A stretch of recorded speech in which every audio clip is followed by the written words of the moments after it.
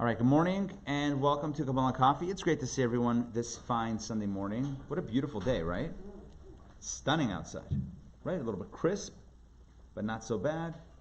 Okay, so welcome. Today's topic is a continuation of our subject, which is all about love and its opposite. What is the opposite of love? Not love, right? Not love. Now, listen, it may just be me, but it seems to me like we're living in a world of not love. You ever get that feeling? Yeah. You ever get that feeling like the world is filled with not love? I like this not love business, by the way, for the record. Because it's so much better than the H word. It seems like we're living in a world of not love. There's tension everywhere. Right? There's conflict everywhere. Websites are shutting down because of conflict. We have countries that are in mass protest for months. Millions of people holding umbrellas in the streets, protesting, conflict between police, within families. And that's just a few instances. It seems like there's conflict and the opposite of love everywhere we turn. And the goal of this class and of this series is to really understand how we can introduce, in our own, starting with ourselves in our own lives, how we can introduce a little bit more love. Now, this is not like 1960s, like free love. I wasn't around, okay, so I can't even speak from because I was there. But like 60s, love and everything is amazing, right? That sort of thing. But we're talking about... It was sincere. It was sincere. Yes, it was. But was it about replacing the opposite of love with love? It was. So maybe we do need that. It was. All right, so here's the deal. I'm It was also about other things, right? Yeah. They say, I've heard, some have told me, if you remember the 60s, you weren't there. Right? That's what somebody once told me. It is spotty, but whatever. It's like me and Simchas Torah. But here's the point. Without the accoutrements of other influences, right? I think the point of this series is about how to, starting with ourselves, how to start a movement. And by the way, a movement begins with one. The movement begins with you and I. How we begin a movement of love and tolerance. Nah, more than tolerance. Tolerance is like, okay, I'll tolerate you. No, but real love and acceptance of the other person. And it begins with one person to one person and then to another person, because that's how things happen. That's how change happens. There's no magic formula, no magic button that makes everything change to be for the better. Things only be, especially when things are entrenched maybe in one way, the only way to get out of it is typically through a slow process. So that's number one. Point number one is, this is all about how to replace the opposite of love with love. Now, second point, in order to do this, today we're going to look at the origins of conflict. Where does conflict come from? And when I say origins, I don't mean okay, who started the fight? Right? Who provoked first? That's not what I mean. I don't mean the origin of a specific conflict. I mean the origin of the concept of conflict. Where does conflict come from on a spiritual level? Because can we say that God has conflict? And if everything comes from God, the question is very simply, where does conflict come from? What is the spiritual origin of conflict? Because here's what I know. And what I know is the basic law of Kabbalistic gravity. I've said this many times. There's a basic law that I've termed Kabbalistic gravity. And what is that? That is that everything that exists down here originates up there. Right? It's like Newton and the apple that happened. Did you just call it Kabbalistic gravity? Yeah. Good. Oh, okay. Right? That's good. Thank you. Gravy? No, gravity. Gravity. Right? The basic law. Hey, Andy, good morning. The basic law of... Oh, that is Rabbi Schuster. No, he's not sitting there. No, you can sit there. Yeah. I'll move. No, it's... Yeah. No big deal. The basic law of Kabbalistic gravity, and it basically says that if anything that exists down here, when I say down here, I mean we're the lowest rung of existence in the Kabbalistic totem pole of existences. We're at the lowest. Lowest in the simple sense, not physically like south, but thematically and conceptually we're the lowest. Why lowest? Because lowest is defined by highest and lowest, or high and low is defined by how acutely a reality recognizes its source. So the more something knows where it comes from, the higher it is. In other words, let's say it's about what's the word that I'm looking for? Clarity or comprehension. It's about awareness. Maybe awareness is good. Illumination.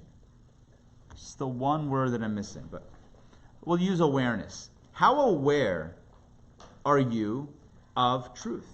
If you're fully aware of truth, you're really high. If you're not aware of truth, you're low. Our world is really low in the Kabbalistic totem pole of existences because we're not aware of truth.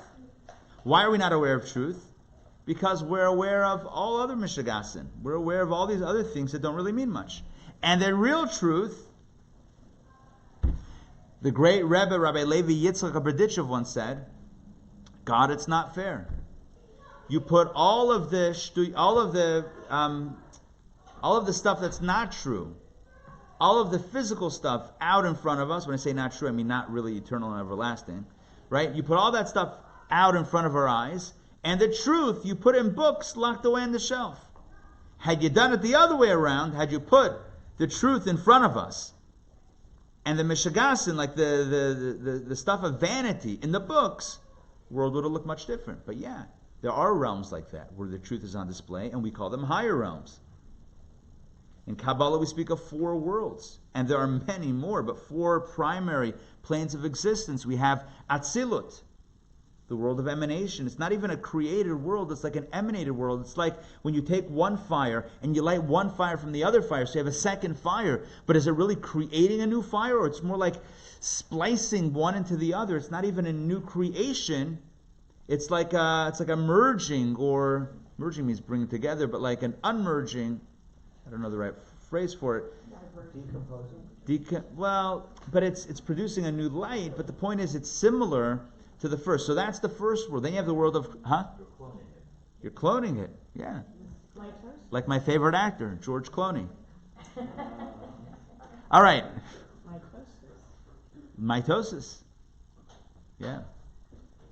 Yeah, when cells split. Yeah. Exact copies. I was thinking of a good pun, but that's why I was looking like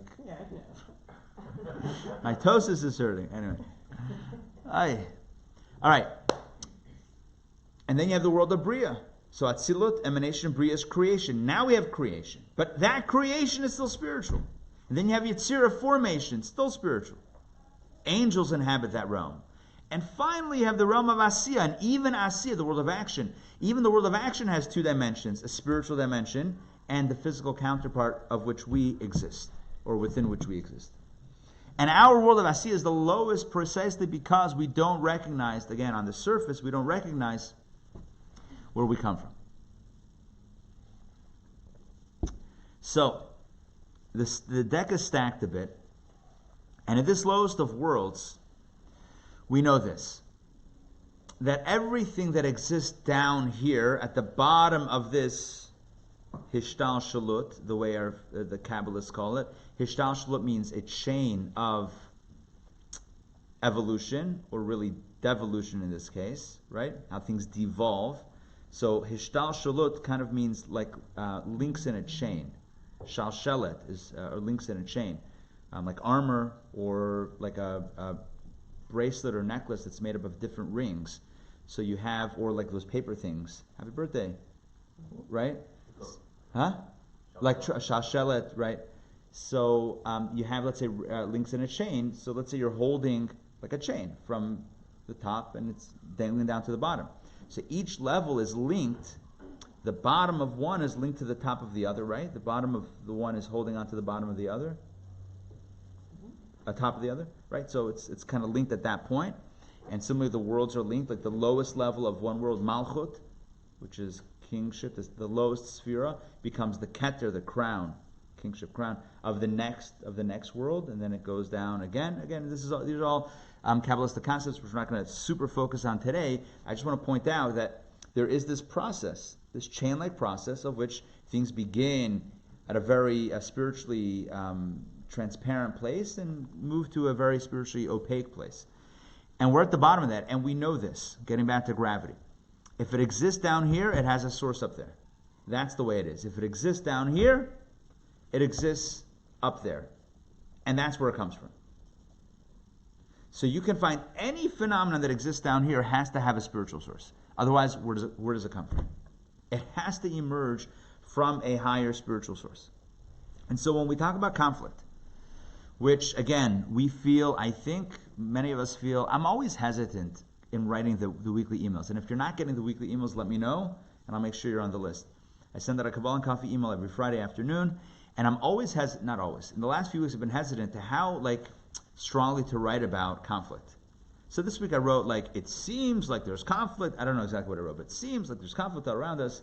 What I really want to write is, this is ridiculous, right? This world is crazy.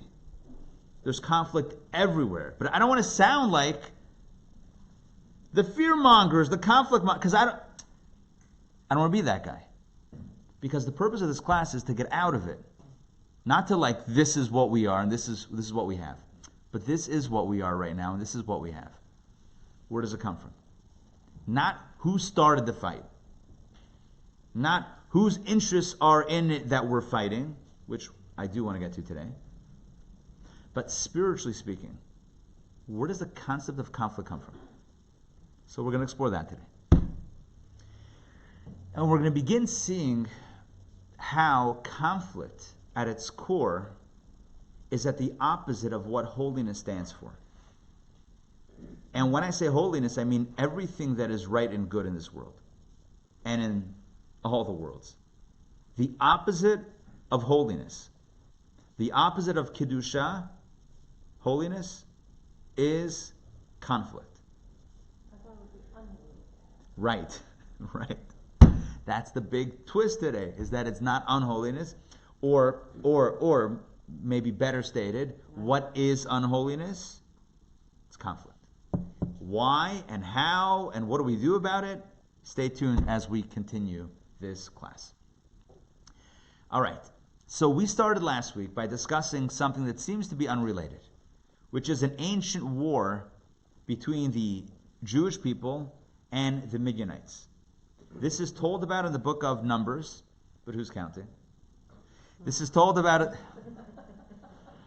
All right, this is told about in the book of Numbers, at the end of the book of Numbers, as the 40-year journey of the Jewish people throughout the wilderness is coming to an end. So most of the Torah, most of the 5 books of Moses, good morning. Most of the 5 books, you have a platter. Yes. Most of the 5 books of Moses are really focused in on 40 years. It's kind of crazy. Right? Think about it. Most of the book, most of the Torah, the vast majority of Torah is zooming in on a span of 40 years. From the Hebrew year 2448 to 2488. So at the end of this journey, I'm just recapping a little bit of what we said last week, and then restating 4 or 5 of the questions that we asked, and we're going to add another 3. We should have a total of 8 questions on this biblical narrative, and then we're going to jump into the spiritual stuff about conflict. So we have this journey of the Jewish people, and their 40 years of wandering is up, and now they're journeying into the land of Israel, or the land of Canaan, which will become the land of Israel. And on the way, they encounter other nations, some of which are more friendly, some of which are less friendly, some of which let the Jews pass through-ish, some that say you have to go around, some that say we want to fight, and the Jews respond accordingly. Well, Midian was one of the nations that responds or receives the Jewish people with hostility, and not only not with arms necessarily, not with physical battle, but by trying to bring about their spiritual downfall. So the Midianites, through a scheme to induce the Jewish people into immorality and idolatry, actually do bring about many losses amongst the Jewish camps, numberings in the thousands, and brings about a plague. They bring about a plague upon the Jewish people that only ends with an act of zealotry by a fellow named Pinchas. So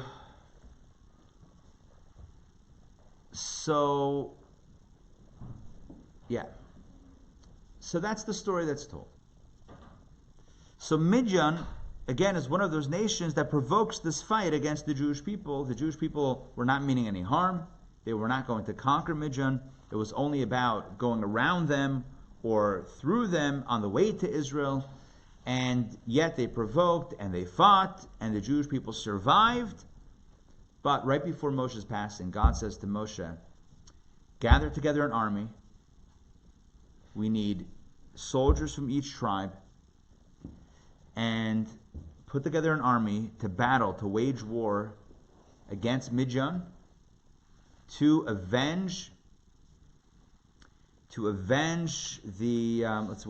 exact the retribution of the people of Israel. What does that mean? They harmed the people. Now, just because the plague stopped and you're safe from that danger that they brought about, doesn't mean that they're off the hook. Go back into Midian and fight them. Wage war against them. That's what God tells Moses. Moses turns around to the Jewish people. Oh, one more thing. He says, and afterwards you shall pass away. You shall be gathered to your people. So fight this war, lead this war, and afterwards, that will be your last battle. That will be your last act. You'll pass away, and then Joshua will lead the people in. Moses immediately goes to the people and he says, let's put together an army. We have to exact retribution of God from Midian, and this is what we need to do. We need to gather 1,000 per tribe, 12,000 total, etc. So we asked a number of questions, which I'll recap now. Last week we asked questions. We're going to continue to ask questions. There's a total, I believe I counted. It's hard because subtle questions and not so subtle questions. I think I have about 8 questions for myself clarified. Question on like 3 verses. Oh, last week. Oh. We had 5 You had last week. 5. Yeah. So now we have. We're adding 3 today. Of course. Right? It's November. Because it's November. What are you going to do? Stick with 5? No way. Okay. So, what are the questions? Question number 1. What is the relationship between this war against Midian and Moshe's passing? It seems that God is very closely intertwining these 2 concepts. God says to Moses, fight this war, and then you will pass away. What's really at the core of this connection? And the way the Rebbe Rashab, the 5th Rebbe, Rabbi Shalom Dover, the way he explained, which by the way, his birthday is coming up, the 20th day of Cheshvan. So today is the 5th of Cheshvan. So in 15 days, it's another good reason why we started this discourse, because we're going to be in it in his birthday month. So, but if we take a year to study it, I guess it's always a birthday month. But all right, doesn't matter. But it's most immediately. So okay. So first question, and so he splits this into really 2 questions. Number 1, why is it that Moses had to fight this war? Why couldn't Joshua? God says to Moses, lead this war against Midian, and then afterwards you're going to pass away.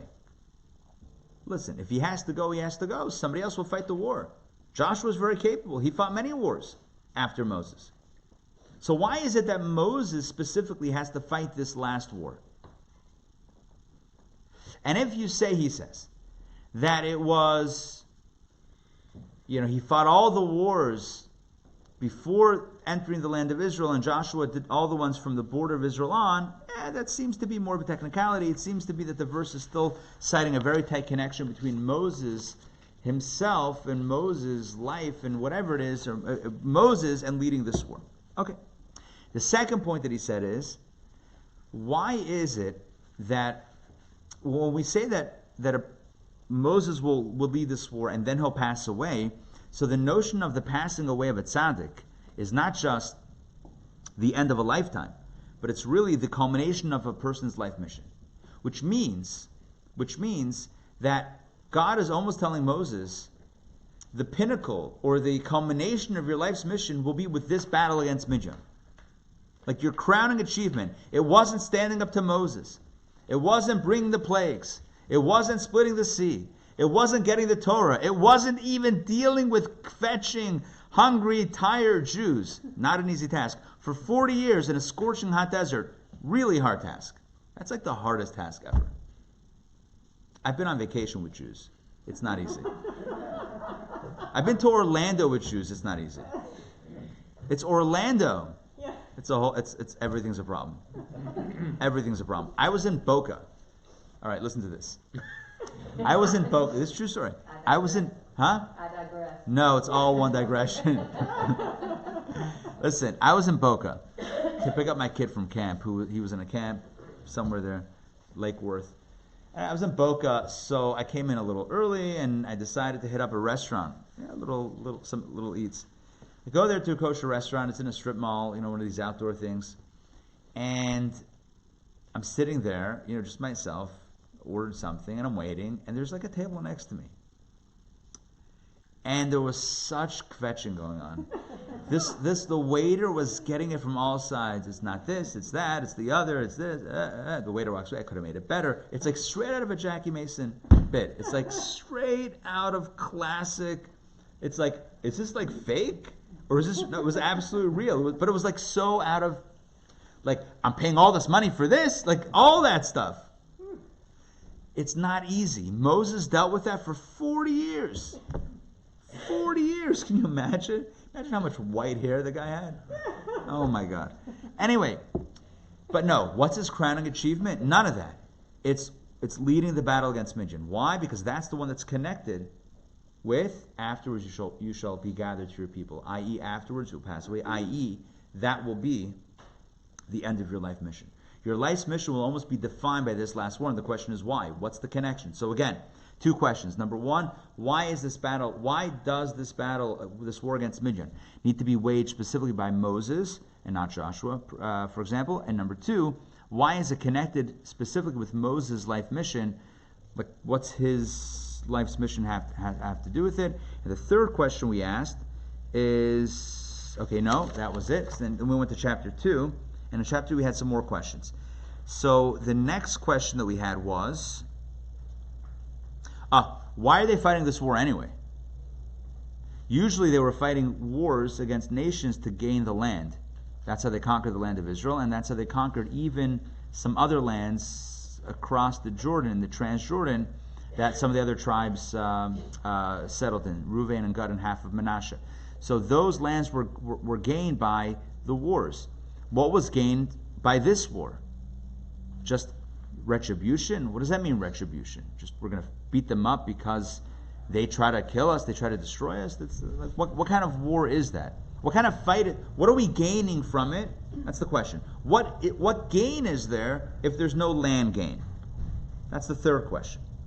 The next question, the fourth question was, so Moses turns around to the people when he's pulling together the army, and he says, we need to gather an army in order to fight against Midian. And why are we fighting against Midian? To exact the retribution of God. Because God was harmed. How was God harmed over here? What does that mean? What does it mean, exact the retribution of God? What does that even mean? Oh, I'm sorry. I skipped. Did the fourth and fifth out of order. Okay, before we get there, there seems to be a contradiction in who's the what's the motivation of this war? Is it to avenge, if you will, the honor of the Jewish people or the honor of God? God says to Moses, wage this war to exact the retribution of the Jewish people, and Moses says, let's wage this war to exact the retribution of God. Whose honor are we protecting or defending or avenging? Is it the Jews' honor or God's honor? God says, It's the Jews' honor. And Moses says it's God's honor. Well, will the real reason please stand up? Which one is it? That's the fourth question. Sorry, I hope I didn't confuse anyone by mixing up the fourth and fifth. I may have. I apologize. Are you? No. Okay. And then the last question, and this is the one we're going to build on and add a few more questions to, is what does Moses even mean to exact the retribution of God? Like God was harmed by the Midianites? The Jewish people were harmed by the Midianites. The Midianites started off with the Jewish people. So what Moses says to God makes sense. What God says to Moses makes sense. God said to Moses, fight against Midian because Midian messed with y'all. That makes sense. I was a very northern y'all right there. Very Pittsburgh, weak sauce y'all. Use. And I recognize that. Huh? Use. No, yins. No, use would be, Use. Use would be in New York. Use. Oh, I didn't know that. Is that it? What? Use. What? Yeah. Use. I don't know this. Use will do this. Yo, I know. All right. Listen. Okay, so what's going on here? God says to Moses, fight against Midian because they mess with you guys. See, I just changed it now. They mess with the Jewish people. That makes sense because they did. They mess with the Jewish people. But then Moses turns around to the people and says, guys, let's get an army together because they mess with God. So number one, question 4. Number one, why does he switch the rationale? It's not what God said. God said to defend the honor of the people, and he's saying defend the honor of God. Second of all, what does it even mean to exact retribution for God? They hurt God? What does that even mean? They hurt the Jewish people, and so maybe you want to take revenge against that. Maybe. Okay, that's God's rationale. I guess that makes sense. Even though we have to understand what that actually does, right, if they're not getting any land or anything from it. But what Moses says to the Jewish people makes no sense. Number one, he switches it. Number two, what does it mean that we're exacting the retribution of God? God wasn't harmed by the Midianites, unless he was. Aha! So let's jump into the text. We're up to page 3. Chapter 2, page 3. All of this is getting into the discussion about conflict, as we'll see soon. This is second to last paragraph. Do you have another chapter 2? Huh? Do you have another chapter 2? You don't have chapter 2? Evidently I do. How do you not have chapter 2? Let me look at here. You totally have chapter 2. Oh, is it? It's table 2? Oh, Right okay. here. Great, thank you. You got chapter 2. Chapter 1 is so short, Right. right? Who knew that chapter 1 was so small? Not me. Right? Page 3. All right. Second to last paragraph. We must understand what the retribution of God actually means. This is the last question that I just asked. Midian harmed only Israel, as it's written, for they harass you. As a logical response to this, Scripture states exact the retribution of the people of Israel. In other words, when God says, defend the honor of the Jewish people, Midian messed with you guys, don't just, let it go, exact the retribution, come back after them, fight a war against them because they harmed you. Fine, I get it. I still have a question on it, but I somewhat get it. But when Moses speaks to the people, turns it around and says, it's not about us, it's about God, what does that even mean? First of all, why is he doing that? Second of all, what does it mean? Now, he qualifies this. It is indeed written that part of God is his people, and he kept them as the apple of his eye. And it also says, whoever touches them, page 4, it is as if he touches the apple of his eye. From these texts it follows that the retribution of Israel is simultaneously the retribution of God. So what he's saying is, well, a person might say, if you mess with the Jewish people, you know who you're messing with? You're messing with God. So when God says to Moses, exact the retribution of the Jewish people, you know what Moses is hearing? Moses is hearing that God's unhappy that Midian messed with his people. So God is saying that we should war against them. Obviously, God is bothered by it because we're important to him. So Moses says to the people, who's the war really for? It's really for God because he messed with us, but messing with us is messing with him. So let's go defend his honor. You see that? Yeah? That makes sense? All right, because I can't do that again. I'm hoping that made sense because that was the whole thing. All right? So he says, although that's true, right, that if you're messing with the Jewish people, God is not happy with that, and therefore maybe that's why Moses could have said, maybe that's what he meant when he said that we're exacting the retribution of God, because indirectly God was harmed by the Jewish people getting harmed. However, he says, that's not clear enough from the text. However, the wording of the text declares, exact the retribution of God, implying, and this only works in the Hebrew. It says, what does it say in the original? It says, I don't want to misquote the verse. It says,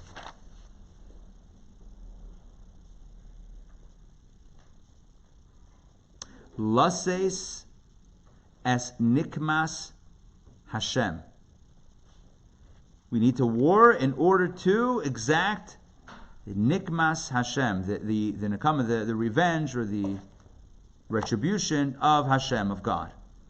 But the name of God that's used is the four-letter name of God, the Yud Kei Vav Kei, known as the Tetragrammaton in some texts, which doesn't really clarify what it is. But it's the four Tetragrammaton, I think, means four, like Tetris, Tetra, four. Four-letter name of God. Yud, followed by Hey, followed by Vav, followed by Hey, which we don't pronounce. Even as we pray, we say a different name of God, Aleph, Dal, Nun, Yud. The point of this is that it says, Moses says to the people, fight against Midian in order to avenge or exact retribution of Havaya, of the divine name Havaya. So let's get back inside this text. So, in the second line of that second paragraph, implying that the war against Midian is intrinsically connected to the name of God, Yud, then Hey, then Vav, then Hey, pronounced in Kabbalistic text as Havaya. It should, by the way, we can say Havaya because that is a different ordering of the words. It's reordering the words. Instead of the Yud being first, it's putting the Hey first. Bottom line is it's the same basic letters, but with a different verbal construct, making it kosher to say, and a euphemism for what it actually is. Okay, the point of this is that when Moses says that we're going to war against Midian to exact retribution of Hashem, of God, of Havaya, it means that on some level the name, the divine name Havaya, must have been affected by what Midian did. Now he's starting to get a little bit mystical, a little bit Kabbalistic. This is his first foray into the Kabbalistic so far. It's just been now, thus far it's been verses and questions from that any commentary could have asked. Any non-mystical text could have explored. But now we're getting into the mystical stuff. He says, the fact that Moses says we're exacting, with this war, we'll be exacting the retribution of Havaya means that what Midian didn't just affect the Jewish people, but it went all the way up to affect the divine name Havaya, which is the highest name of God. There are many names of God used in Scripture. The name Yud Kei Vav Kei is the highest name, which is why we don't pronounce it the way it's written. That indicates the loftiness of the name. It should be pointed out, here we go, we're getting Kabbalistic again. And at this point, it's mystical. It should be pointed out that Midian, as well as being an actual nation, is representative of a spiritual force, a power in the realm of evil. From the quoted verse, it appears that the klipa means an evil shell, that the klipa of Midian is the evil counterpart and opposition to the name Havaya. So he draws a reverse inference from what Moses tells the Jewish people. You ready for the logic? Moses tells the people, war against Midian because Midian messed with Havaya. The way the Rebbe Rashab is understanding this is what that means is that Havaya's evil counterpart is Midian. Havaya, and on the other side, the side of darkness and evil and klipa, I'll explain what klipa is in a moment, you have Midian. That's how powerful the evil force of Midian is, that it stands opposite the divine name Havaya, which is the highest name of God. Are you with me on this? Mm-hmm. Which is why Moses tells the Jewish people, war against Midian and avenge Havaya. Why? Because Midian stands opposite Havaya. In order to protect Havaya, if you will, Midian needs to be defeated. Let me explain what the word klipa. Now, he's just set out the brackets. He hasn't explained it, but he set out the brackets. You know what I mean by brackets? Yeah, like March Madness, Final Four, Sweet 16. I know I'm going in different order. Super Bowl, Lahavdil, all these things, right? So you have brackets. But you have like two sides, this versus that. We also have that spiritually. God created one opposite the other. That's the rule of engagement. God creates a balanced world, light and darkness, good and evil. Kedusha, klipa. Let me explain these terms. Kedusha is holiness, the good side. Klipa means shell. Klipa literally means shell. Like the shell. S-H-E-L-L. Like a shell that covers a fruit and conceals what is edible. So like the shell of what are some examples of things that have shells? An egg has a shell. Good. An egg has a shell. So you're not this is great, let me just crunch down in that shell. You could. I don't want to take away anyone's fun if that's your thing, but typically we peel it away, right, to get to what's inside. Or crack it, open it up to get to what's inside. A nut will have a shell. Right? A coconut. Things that peels. A banana has a peel. An orange has a peel. Right? Intown Jewish Academy has a peel. A-P-P-E-A-L. All right. Sorry? Avocado has a peel. Right? So things that peels and shells. Now, their utility is to protect what's inside. That's why it exists. It's a mechanism by which the fruit inside is protected from outside forces until it's ready to be consumed, and then we take it off. It's like nature's packaging. Biodegradable, it's amazing. If only human beings learn the lessons from nature, we're getting there, hopefully. Right? We create stuff that will never disappear because we're that strong. Okay. So these things are shells and peels, right? Shells and peels are things that protect, but although they protect, they also conceal. And if you don't know what's inside, if you don't know that there's something inside, you might look at it and say, there's nothing here, and discard it altogether. I always wonder, those people, the brave originals, who tried everything and just didn't make it. How do you know what's not right? That's what my dad used to say. He would say, who's the first person who ate a lobster? I know that's the trade. Whatever. What were they thinking? But also, how many people tried something and it's like, I guess that's not going to work, and they're like, just don't do that one. Like, it's just a crazy concept. That's why the sour, sweet, and all of those exist. And animals have that sense too. So like, you don't eat it if it's sour because the sour or the tart berries are the ones that are. Those are the ones that were. That's interesting. Unless we know that it's. Yeah. So what's the idea here? Klipa means a shell, that which conceals. And spiritually what it means is a force that conceals the truth. So concealment of godliness, divine truth, godly light, all of that concealment is called klipa. So any forces of evil, otherwise known as sitra achra in Aramaic and Kabbalah, which means the other side, it's all loosely termed klipa. So when we talk about an evil force, it will usually have the adjective klipa associated with it. So Midjan, not as the nation, but as the spiritually evil force, will be called klipat Midjan, the klipa of Midjan. Right? So that way we indicate that it's not the nation, the ancient nation of Midianites that we're necessarily talking about, but it's the concept of the evil of Midjan, the klipa of Midjan, that opposes Shem Havaya, the divine name Havaya. Yeah. So I just looked up about Midian to see where it was. It's descendants of Midian, who was Abraham's son after Isaac and Joseph. How was he not Jewish then? How was he? So I have to look up to fact check to make sure, to double check that. I know that. It says fourth son of Abraham by Keturah, who he married after Sarah's death. he definitely had sons with Keturah. I don't remember the list of sons.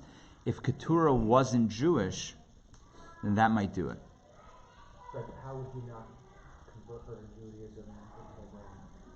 That's a good question. Oh, hold on 1 second. So the easy answer is hold on. So let me backtrack on my. I didn't mean to derail you. No. I wasn't in the zone. But 1 second. Very simply, before Sinai, there wasn't such a thing as Judaism. We call Abraham the first Jew in a very loose connotation because he accepted monotheism. So before Sinai, it was very simple. If you accepted monotheism, you were Jewish. If you didn't accept monotheism, you weren't Jewish. It's a very simple construct. So apparently, the Midianites didn't accept monotheism. Okay. So that's it. But would there be any kind of connection there with the unholiness coming from Abraham? I'm sure you could say that. Now, we're going to get into the spiritual roots of Midian, where it comes from on an even lofty level, because like I said, everything, even that which is unholy, has to have a spiritual origin, including, as we'll see soon, Midian. But it's interesting, assuming that's correct, is that Midian has a source within even the Abrahamic family. Right. It's always family that fights the most, right? What are you going to do? Okay, but getting back to this point. So what he's pulling out from this idea, where Moses says to the Jewish people, we need to fight a war against Midian to avenge or to exact the retribution of God, of Havaya. What that means is that Midian somehow touched the Shem Havaya, the name of Havaya, this lofty name of God, to the point that it needs to be destroyed in order to salvage the name Havaya. It's such a fierce opposition, such a strong klipa, that it reaches even to the name Havaya. Now, let's continue. All of this will be explained, hopefully even today. Yeah, we got this. We'll explain what this means. Now, let's continue. Middle of that second paragraph, I'm going to go back a line. From the quoted verse, it appears that the klipa of Midian is the evil counterpart in opposition to the name Havaya. Let's continue, page 4. When Midian, still on page 4, second paragraph, 5 lines from that second paragraph's end. When Midian, through the activity and expression of its klipa, caused Israel to sin, a blemish was brought upon the name of God, i.e. an obstruction in the revelation of godliness. Thus, exacting God's retribution of Midian and destroying them rectifies that blemish. So what he's saying is that what seems to be clear from the text is that Midian is so powerful that when it did what it did in causing Israel to sin, what it did on a spiritual dimension, on a cosmic level, like in the spiritual worlds, is somehow cause a blemish or a defect, harm, some sort of nick in the armor, if you will, of the name Havaya, of the highest, loftiest divine name, right? To the point that the only way to fix it is by destroying Midian. And that's what rectifies the blemish. Now, that seems to be what emerges from the verses, but now he'll ask some questions. Let's continue. On the surface, this is difficult to understand. How is it that Midian is the evil counterpart of the name Havaya, to the point that destroying it is called the retribution of Havaya? He says, how's that possible? What does that even mean? How is Midian such a lofty evil force that it's a counterpart to the highest divine name? One might think that the 7 Canaanite nations would cause a greater blemish in the name of God. For in Kabbalah they represent the 7 evil attributes, the antithesis of holiness. Midian, however, is not even one of these 7 nations. So he uses this type of argument. He says, look, what's the deal with Midian? Who made Midian so evil, so powerfully evil? When did Midian become like the kryptonite of Havaya? When did that happen? To mix metaphors. How does Midian, Moses says, we have to fight against Midian to exact the retribution of Shem Havaya, of the name Havaya. Whoa! Midian had such an effect on Havaya? On the highest divine name? If you tell me, he just said, if you tell me that the 7 Canaanite nations, there were 7 nations living in the land of Canaan. before the Jews got there.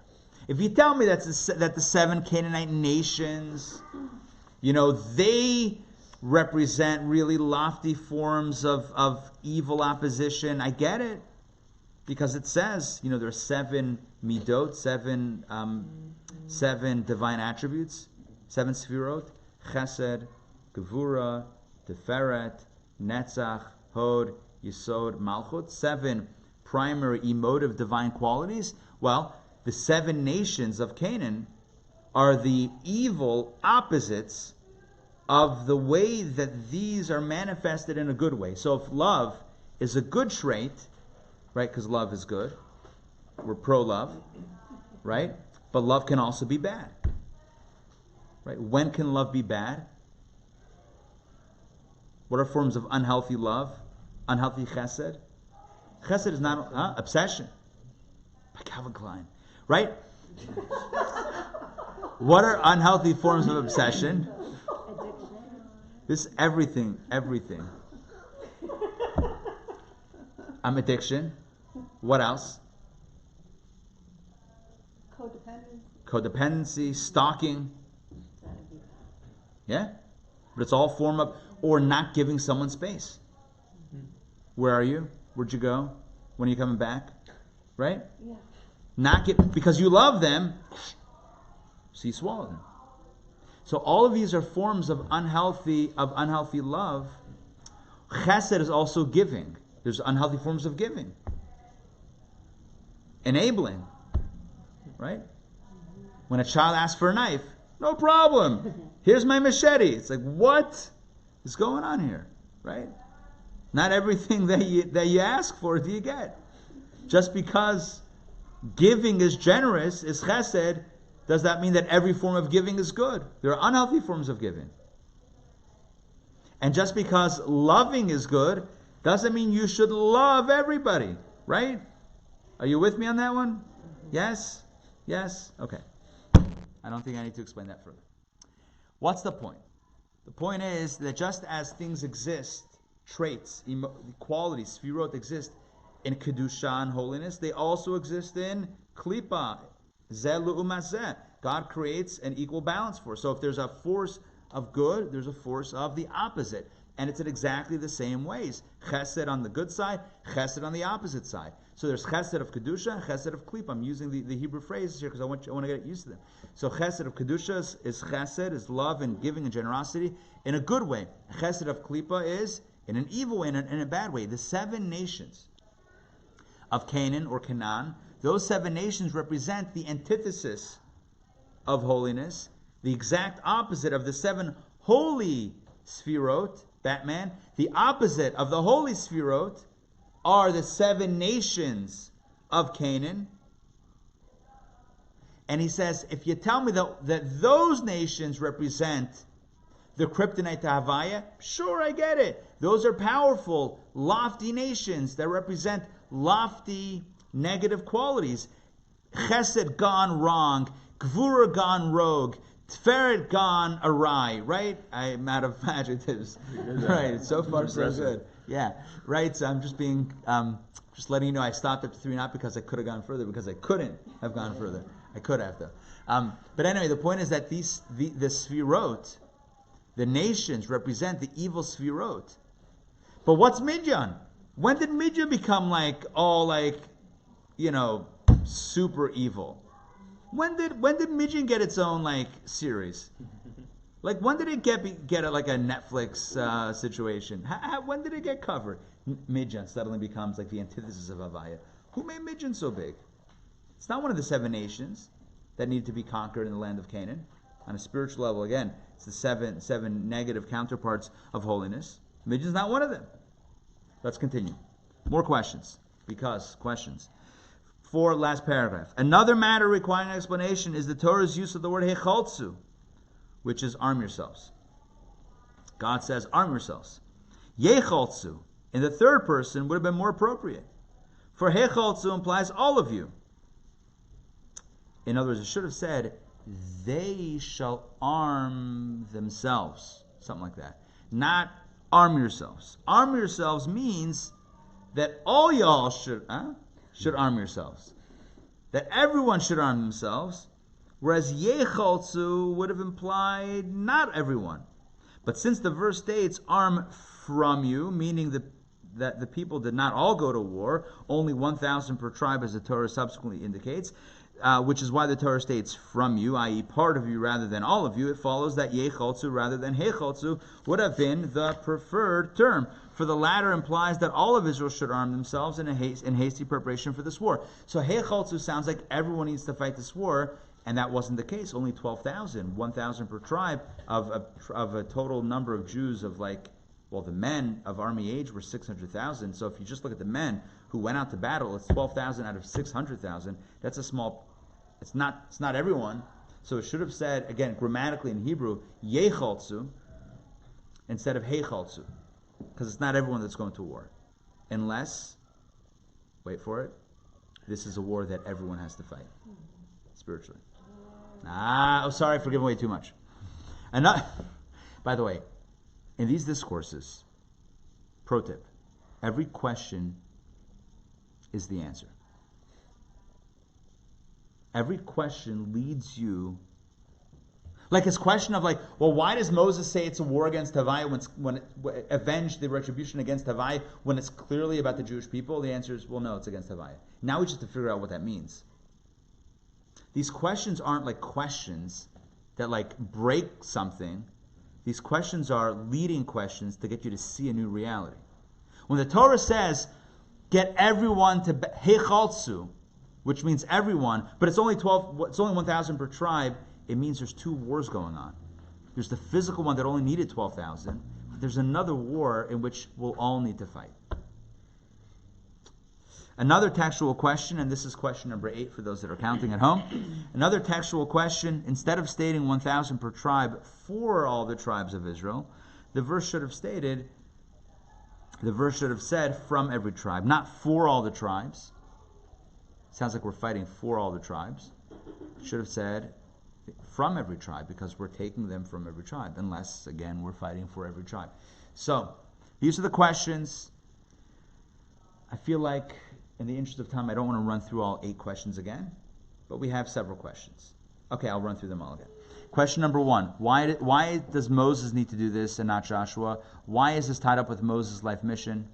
Number 3, what's the purpose of this war if there's no land being acquired? In other words, what are we gaining from this war? Why does Moses change the rationale of the war when the rationale that was given to him was for the Jewish people? He changes it, it tells the Jewish people that it's for God. What does it mean that it's for God anyway?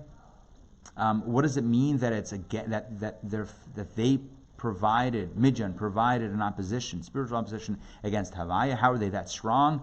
It seems the other nations were even more powerfully evil. So what's Midian's power in evil? Why hecholzu, not yecholzu? In other words, why arm? What's the English? Why does it say? Why does it say arm yourselves instead of arm from you? And why? That's 7th question. And the last question is, why does it say from every tribe? It should have said for. No, why does it say for all the tribes? It should have said from every tribe. Okay, these are the questions. Yeah? Hope they made sense. It's all right. This doesn't matter to you. Yeah, but I'll pick it up anyway, because I'm like that. All right, good, yes? Makes sense? I don't want to discount what we just did, but honestly, this was just the setup. We're about to enter into the Kabbalistic world of conflict. The source of strife. Chapter 3. In general terms, this can be explained as follows. The name Midian, here we have it. The name Midian is etymologically related to the word Madon. Midian is related to the word Madon, which means strife and contention. What is Midian? Midian means strife and contention, not getting along, fighting, conflict, tension, contention, strife, animosity, hatred. All of that is Midian. In a personal sense, he cuts straight to the way this affects human beings. in a personal sense, the Kalipa of Midjan, the evil force of Midjan, again, it's not a nation anymore right now in our discussion, but it's a concept. The Kalipa of Midjan, on a human sense, in a human level, expresses itself through separation and division, baseless hatred and disunity between hearts. It means that I don't get along with you. That is Midjan. When I'm fighting with someone else, that's Midjan. When you're not speaking with someone else, that's Midjan.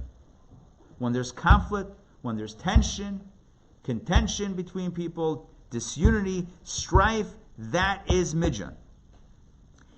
And he says, and here he shoots in this dagger, in a good way or not a good way, I don't know what it is. It's still a dagger. This is the exact opposite of the side of holiness, which is characterized by unity. He says Midjan, which is madon in Hebrew, means splitting apart. Midjan, which is disunity, right? Midjan, strife.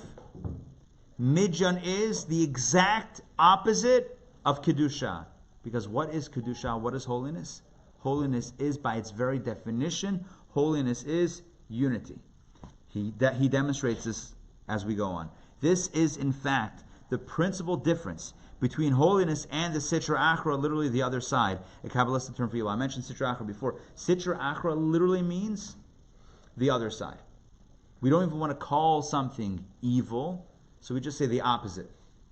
There's holiness and the other side, i.e. evil. So it's like, I think there were films that had Dr. Sitra Achra, no? All right. Anyway, so... Yes. Right? There you go. It's a slow-rolling joke. Yeah. Sitra Achra is the other side, i.e. evil. So, what do we have here? He says, Midjan versus not Midjan, strife versus unity, contention versus peace. That is the very difference between holiness and the other side. Let's continue. Holiness is unification. He says Kedusha is Achdus. The one thing, the hallmark of holiness is that it brings things together. When do you know that something is holy?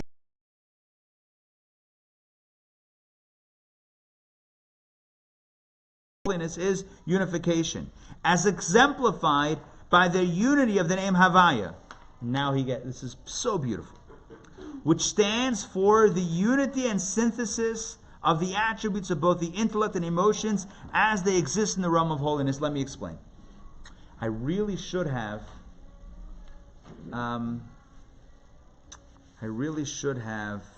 prepared like a big printout of God's name.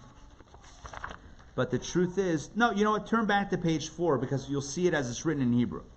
Turn back to page 4. Just if you have one of the copies, flip it over or however you have it. 1, 2, 3, 4, 5, 6 lines down on from page 4.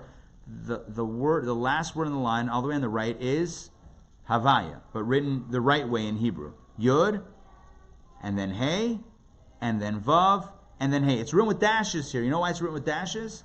Because you can't even write it together, because then you're writing God's name and it's too holy. We don't write God's name like that.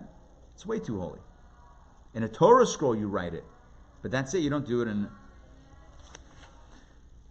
The Kabbalists say that these four letters represent the 10 Sfirot. These four letters represent the 10 Sfirot of God. Yod is Chachma. What is Chachma? Chachma is the seminal idea, the seminal point of wisdom, the flash of wisdom, the flash of intellect when you get it before you've developed it. We've said this many times, right? Chachma is creative intelligence, where you don't have an idea, you don't understand, you're grappling in the dark for understanding, comprehension, and then the light bulb goes off. That moment of that aha moment, aha, I got something. And you don't really know what you got, but you know that you got something. You know that you got it, but you don't know what you got. So that moment of grasping, that moment of creative flash is called the Yud, because you have everything, but it's contained in one moment, in one small, concentrated space. Like the Yud. The Yud is the smallest letter, right? The Yud is the tiniest letter. It's just a dot almost. It's like a little dot. And it represents the point, the nekuda, the point of the concept before we develop it in our minds. It's like that. It's like the flash of insight. Like, I got it. I got the whole thing, but I need to now unpack it. But I have it right now as a core point. That's the Yud. So Yud is Chachma in the name Havai. Yeah. It's also the most elevated of the letter. And it's written up top. It's a little bit higher up, yeah. And then you have the Hey. The Hey represents breadth and width. Why? Because the Hey is a full-size letter. It's got a line at the top, it's got a line down, it's got a wide base at the bottom, it's got all dimensions are fleshed out. It's like a big letter, big boxy letter. That represents the sphera, the power of Bina. So Chachma is intellectual conception, where everything is contained in one concentrated space. Bina is the process by which we unpack Chachma. We unpack that seminal point of wisdom, and we make it make sense to us in our heads. So again, Yud is the creative flash of genius, and Hey is how we unpack that to make it make sense to us and to others. It's how we unpack it. It's how we analyze it. We make sense of it. What does it mean? How far does it go? How do we understand it? All three dimensions, depth, width, breadth, right? All different dimensions to understand, to really flesh out an idea. And that's Bina. So we have Chachma, Bina. And then the next letter is the Vav. The Vav you draw by starting with your pen at the top. You make a line all the way down. Not all the way, but you go all the way down to like where the letters usually end. And that represents, the Vav represents the 6. Vav is also numerically equivalent to 6.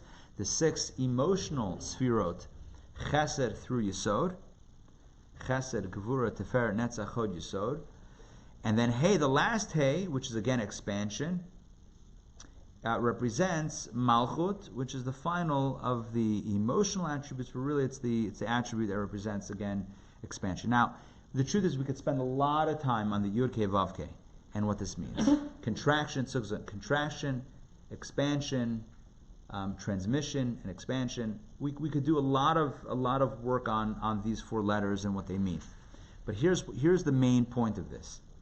The 10 sphirot are captured and represented by these 4 letters, which means that the name Havaya represents, amongst other things that it represents a coalescence or a convergence of all 10 attributes of God as they converge in one place. It's the convergence of all 10 attributes in one space, in one place.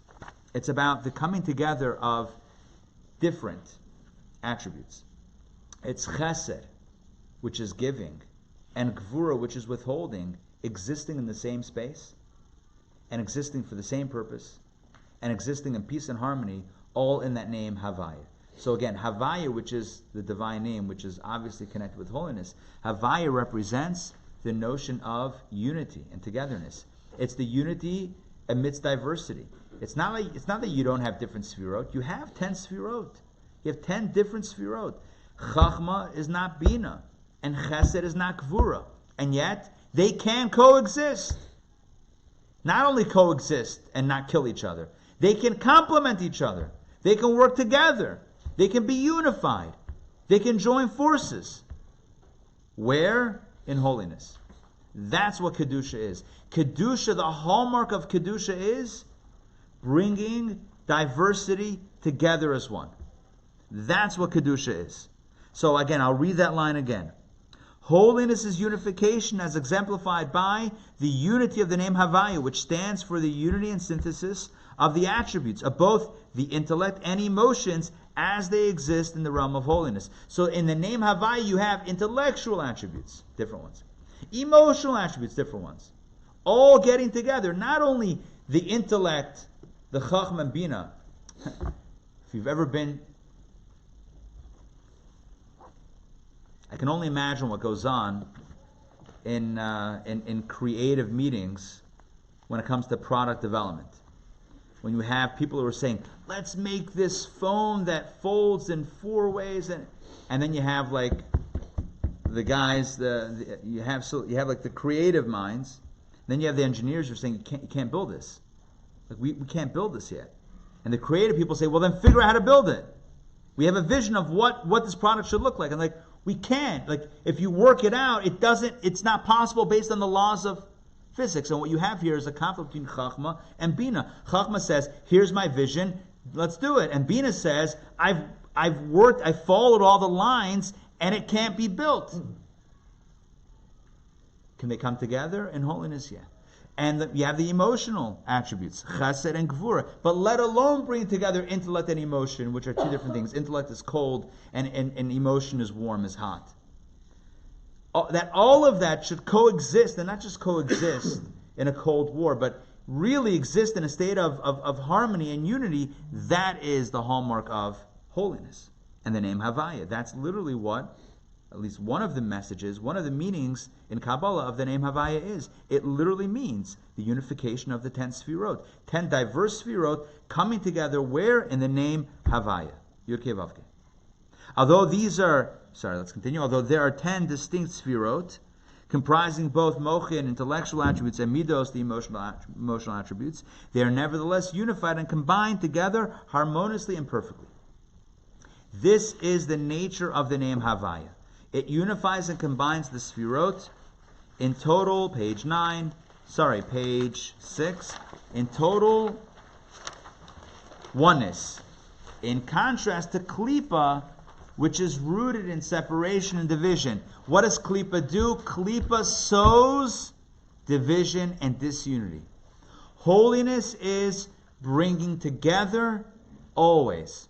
No matter how impossible the task is, Kedusha, holiness says, let's bring this together. Let's find commonality. Let's work together. And what does Klippa, what does evil say?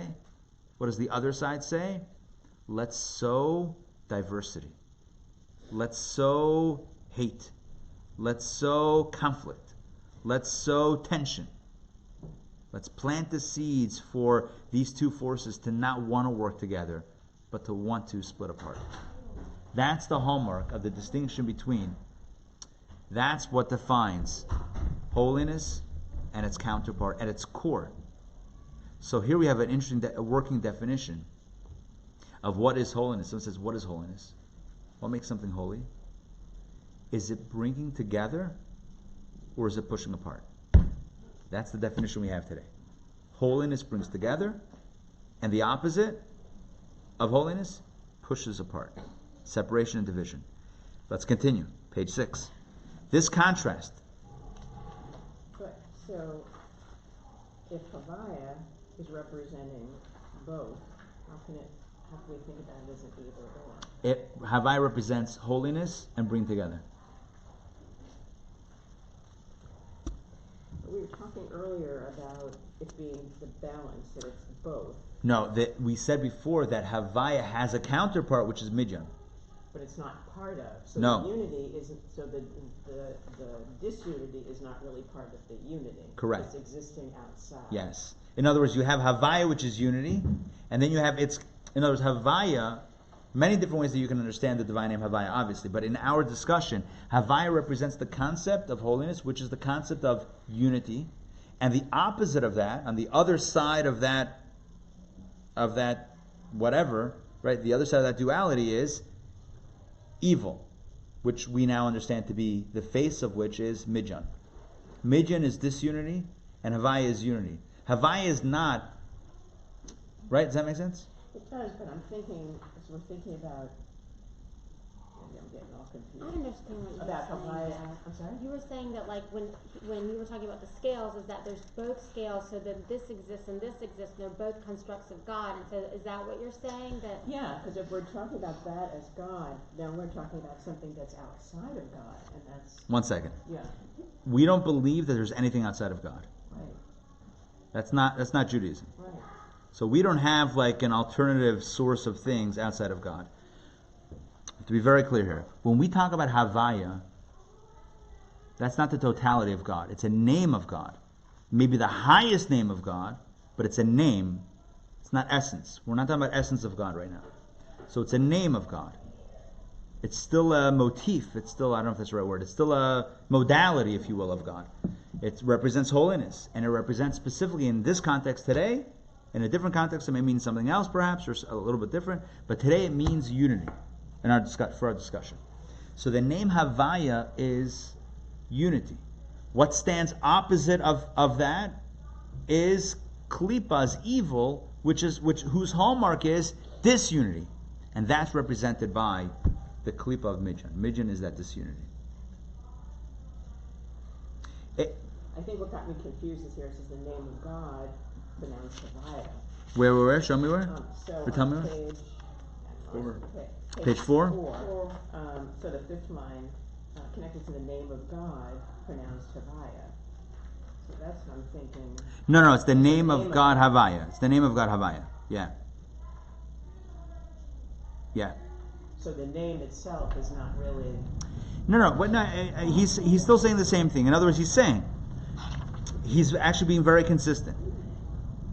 In other words, chapter 3 is literally a continuation of what he says over there. What he said over there is, when Moses tells the people, let's go to war against Midjan. Why?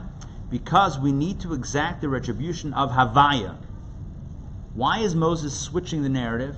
God said avenge the retribution of the people, because Moses knows what happened spiritually. Moses knows that Midjan doesn't represent only thorn in the side of the Jewish people. Midjan represents the antithesis of holiness, the antithesis of Shem Havaya, of the name Havaya. Havaya is unity, and Midjan is disunity. So that's exactly what he was saying over there. The war against Midjan is a war against the antithesis of Havaya. So here we're separating the name of God with God. Yeah, I don't think he talked about God yet. Well, he did, but no, yes, we're talking about Havaya. Havaya, yeah. The focus is on Havaya. But it's on holiness, so, yeah. Isn't there the way to get to holiness? You have to go through discord in order to get there? Maybe. Let's keep on going inside, because there's a lot. Let's see how he develops this. Again, so far in chapter 3, we've established the following. We've said the following. That Midjan is disunity, Madon, Meriva, disunity and fighting, that's Midjan. Holiness, Kedusha, the hallmark of Kedusha, of holiness, is unity. The opposite, Klippa, Sitra Achra, is hallmarked by, the hallmark of that is disunity. So we have, again, it's a very, very simple construct. There's unity, and there's the opposite. There's oneness, and then there's separation and division.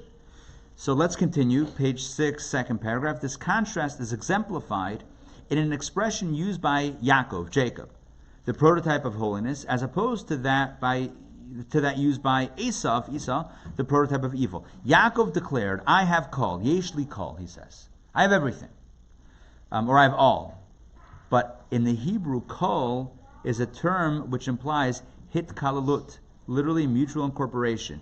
Kol is also related to the word hitkalut, which means not just all, but inter-inclusiveness, which is how things not only is there a lot of things, but everything is working together and part of one larger whole. Esau, by contrast, and by the way, they both said this when they met. Jacob was offering his brother gifts after 20 years plus of separation, after he took his brother's blessing. Remember Jacob dressed up like his brother? And then his brother wanted to kill him, so he ran away for like 2 decades. He came back and he wanted to make nice with him, so he offered to give him a lot of stuff. He wanted to kind of make him happy by giving him lots of gifts. So Esau says, I don't need that. I don't need your stuff. Yeshli Rav. I have a lot of my own. And so Yaakov says, Yeshli Kol. I have all. They use different words. They each were talking about how much they had, but they use different words. Yaakov uses the word kol, which he says is a word of inter-inclusiveness, and Esav uses the word rav. Esav, by contrast, uses the expression, I have rav, much. The word rav is related to the word ribui, meaning multiplicity and separateness.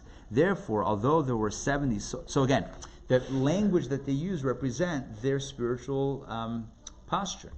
Yaakov, who comes from a realm of holiness, when he speaks in terms of having much, He speaks in terms of having kol, which means I have a lot, but it's all connected. Whereas when Esau uses a term, when he describes how much he has, he uses the word rav, which means I have a lot, but very diverse. Because again, holiness is all about unity, and unholiness is all about separateness. Therefore, although there were 70 souls in the family of Yaakov, of Jacob, the singular form of the word soul, nefesh, is used to describe him. The Torah says there were 70 nefesh that came down to Egypt. 70 soul. 70 soul, 70 nefesh, 70 nifashot, it should have said, plural of soul. Nefesh is singular, and nifashot is the feminine, because soul is feminine, is the feminine plural. So the grammar in Hebrew doesn't make sense. Why say shivim nefesh, 70 soul, 70 souls? Like, who writes 70 soul? Doesn't even make sense. You write 70 soul on a word processor, it's going to have that little red thing underneath it saying grammar alert, right? Fix it to 70 souls. And yet the Torah uses nefesh, precisely because in the realm of holiness, 70 is one. Because when folks are getting along, it's not souls, it's a single soul. That's the way it is. In the realm of holiness, even though there are 10 sphirot, consisting of 3 intellectual attributes and 7 emotive attributes, they are nonetheless absolutely unified. These attributes are personified in the 70 descendants of Yaakov. There are 7 emotive attributes, each comprising 10 particular qualities totaling 70, but still absolutely unified. 70 descendants of Jacob, 70 soul come down to Egypt, souls, people, person, come down to Egypt. And why 70? 7 times 10. Why 7 times 10? 7 emotive attributes, each one intertwined with the other 10 energies. 70 qualities in total. And even though there's 70 qualities, they're still absolutely unified. In contrast, although Esau's descendants numbered only 6, the Torah uses the plural souls is used, for they represent separateness and divisiveness. So we have here a tale of contrast. We have here unity, the hallmark of Yaakov's family, and disunity, divisiveness, the hallmark of Esau's family. We have here standing again across this vast divide, this gulf. We have on the one side holiness, which is marked by achdut, unity and unification, and then you have the other side, klipa, sitra achra, which is marked by division, separateness, discord, and disunity. By the way, diversity is a wonderful thing. But you know what's better than diversity? Unity amongst diversity. To just have diversity and everybody fighting, that's no point of diversity. Everyone should be fighting. Wonderful. It's not a happy ending to diversity. What's the whole point of diversity? Is to respect diversity and to embrace diversity. It's about inclusion. Somebody that I know recently wrote a book about that. Right? It's about bringing together people. It's diversity. It's embracing diversity, but recognizing the oneness within that diversity. So it's not that. I'm trying to forestall this misconception. It's not that Kedusha, holiness, is unity and unholiness is diversity. No, that's an incorrect characterization. Holiness is diversity also, but it's a unity within that diversity. That's why we said Havaya is the 10 sphirot. It's not just oneness, it's 10 sphirot. 3 intellectual, 7 emotional. Yaakov's family, 70 souls, 7 times 10, 70. So there's diversity there in holiness. It's not that there's no diversity. It's not like within holiness only monolithicism, that's the thing, may apply. Right? It's like, oh, in holiness you can only be one way. No, you didn't say that. There's diversity within Kedusha, but the diversity is always unified. Holiness has a way of bringing together diverse elements as one, into one, on the same page, working together in harmony for the betterment of all the parts. Whereas Klipa is diversity and so discord.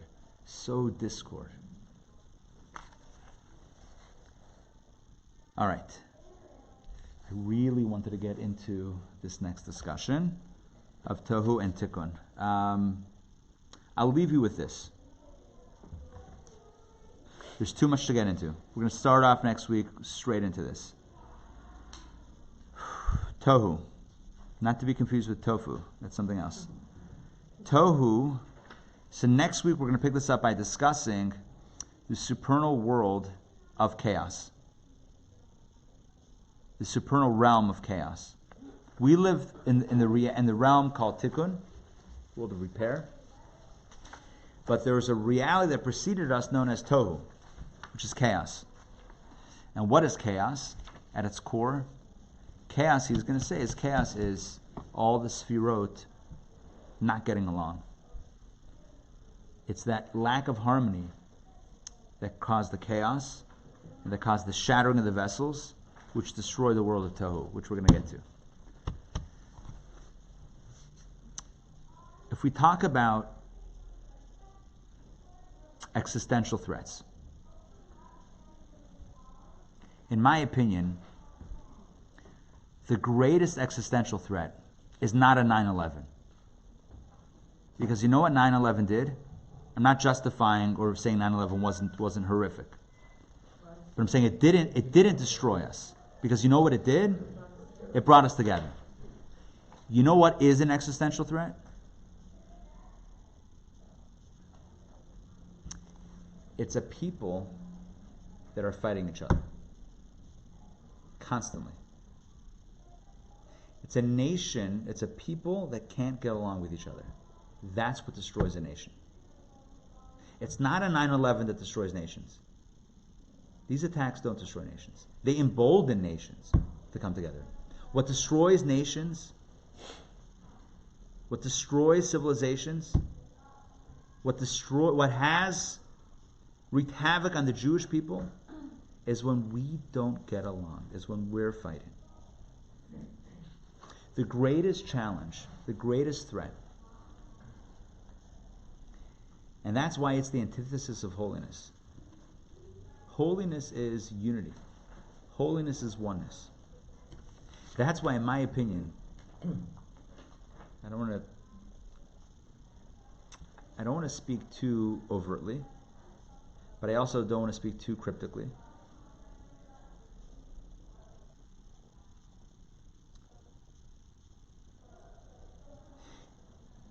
If you were designing, if your interests were to bring down a nation, and you could come up with any number of theories, any number of ways, a power grid, a port, a chemical thing, come up with anything. The most effective tactic would be to break it from the inside.